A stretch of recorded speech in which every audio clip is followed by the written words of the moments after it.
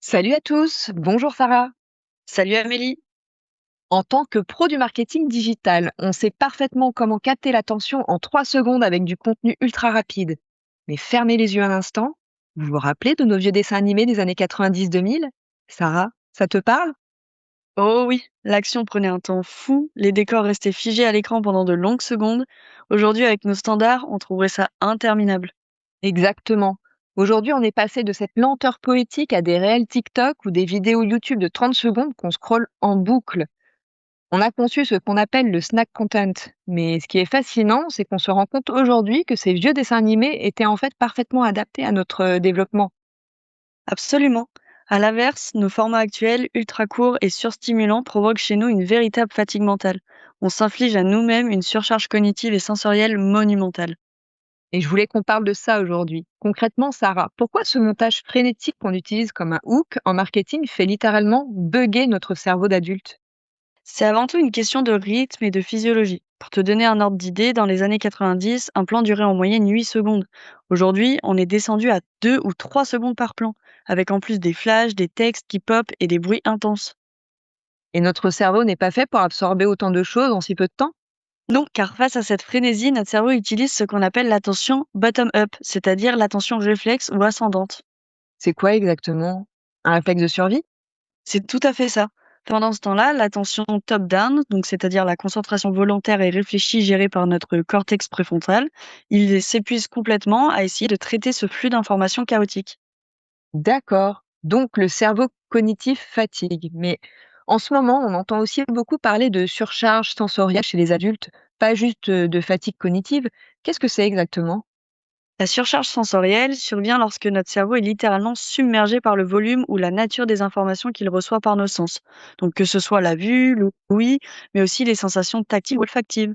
Le système nerveux, il n'arrive plus à trier ni à filtrer les informations superflues. C'est marrant, ça me fait penser à quand on a 50 onglets ouverts sur notre navigateur et que l'ordinateur finit par planter.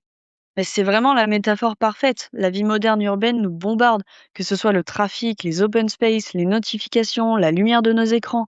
Enfin, tout ça sollicite nos sens en permanence. Quand le système sature, c'est le corps qui réagit.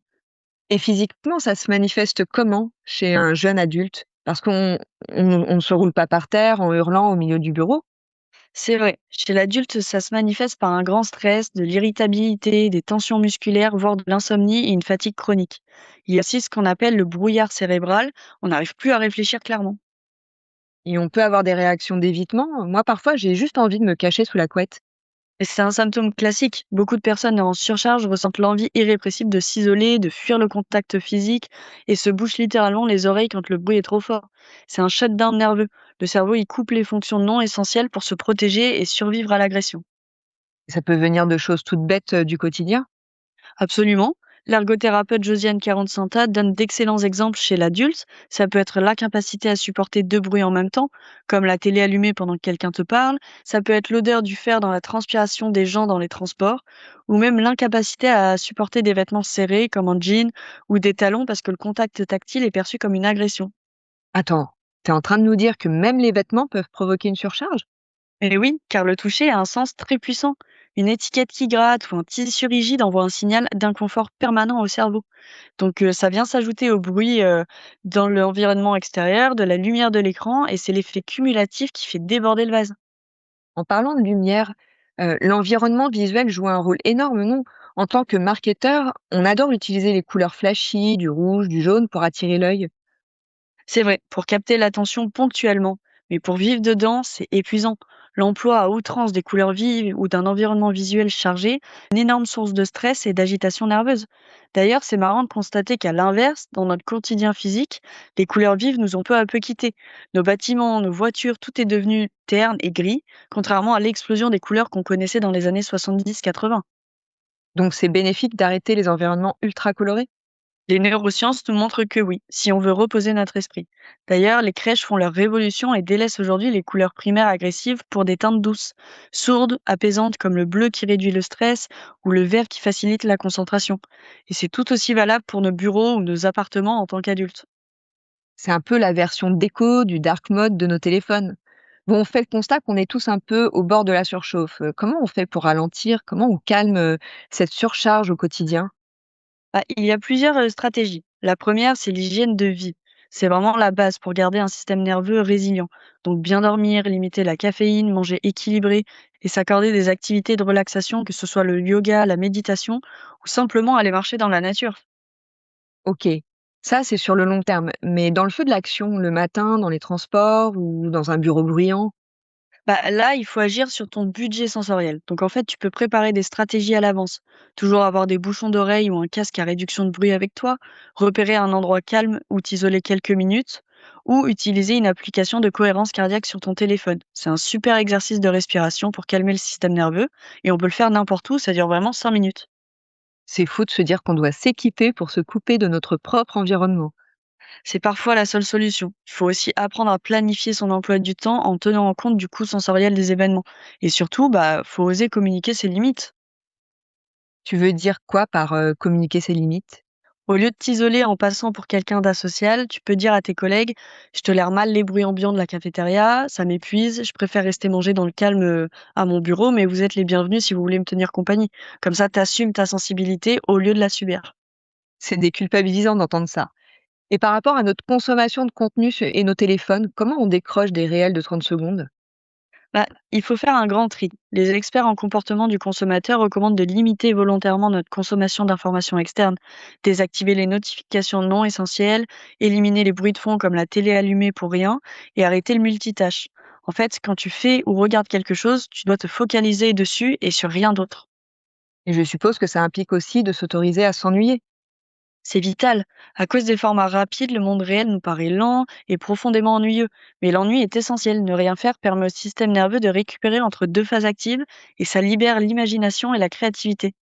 C'est vrai qu'on a toujours le réflexe de sortir le téléphone à la seconde où on attend dans une file. On parlait de nous, des les jeunes adultes, mais on ne peut pas faire l'impasse sur les enfants. Si nous, on sature, pour eux, ça doit être le chaos total.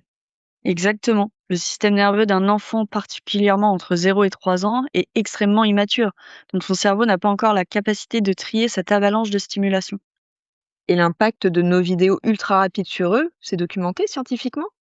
Ouais, et même très sérieusement, une étude célèbre publiée en 2011 dans une revue Pediatrics a prouvé qu'il suffisait de seulement 9 petites minutes devant un dessin animé très rapide pour altérer immédiatement et de façon significative les fonctions exécutives d'un enfant de 4 ans. Attends, 9 minutes? Et c'est le temps que je mets à boire mon café le matin. C'est ça, et en 9 minutes, ses capacités à résoudre des problèmes, à mémoriser et à contrôler ses impulsions s'effondrent temporairement par rapport à un enfant qui aurait regardé un contenu lent. Donc en fait, son cerveau est totalement épuisé.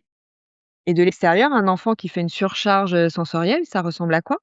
Ah, souvent, l'enfant va faire ce qu'on appelle un meltdown, donc une explosion. En fait, il hurle, il pleure de façon bah, disproportionnée ou il part dans un rire nerveux incontrôlable pour décharger la tension accumulée.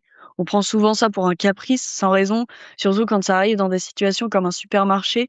Mais en fait, c'est juste son système nerveux d'alarme qui disjoncte à cause du bruit, des néons et de la foule. Et notre premier réflexe de parent ou de grand frère, grande sœur, quand ça arrive, c'est parfois de lui coller un smartphone dans les mains pour le calmer, quoi. Ouais, et là, c'est vraiment la pire erreur. L'enfant semble se calmer parce que son attention réflexe est capturée par les flashs de l'écran, mais en réalité, tu rajoutes de la stimulation ultra rapide à un cerveau qui est déjà en pleine surchauffe. Donc, Et donc on fait quoi à la place?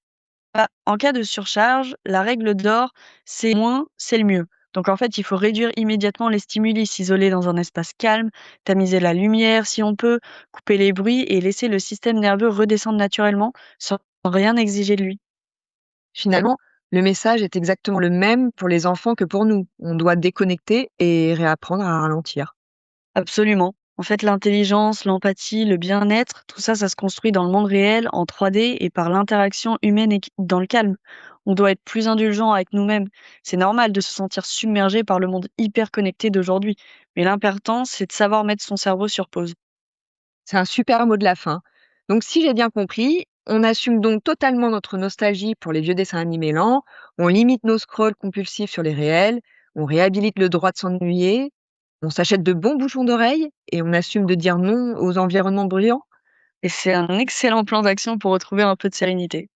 Merci beaucoup Sarah pour toutes ces astuces précieuses et ces explications passionnantes. Prenez soin de vos cerveaux, déconnectez bien ce soir et on se retrouve très vite pour un prochain épisode.